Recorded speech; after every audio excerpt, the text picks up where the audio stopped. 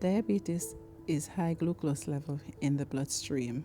In Jamaica, we have 236,200 people living with diabetes that are known. It's a chronic illness, therefore it's not curable, sad to say, but it can be controlled through proper monitoring such as dieting, exercise, medication, the checking of the glucose level, and consultation with your physician. It is our duty to give care to patients that are diabetic.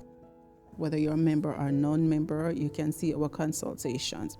We have a wide range of services that we offer to patients, such as diet plan, our diabetes education also to teach patients about diabetes, how to monitor themselves and to manage diabetes, to check their blood glucose level and how to treat themselves. At the DHA, we have our Life for a Child program that's for patients 0 to 25. What we offer to them is free insulin, free Lancet, free blood sugar machine, also education and support group for them.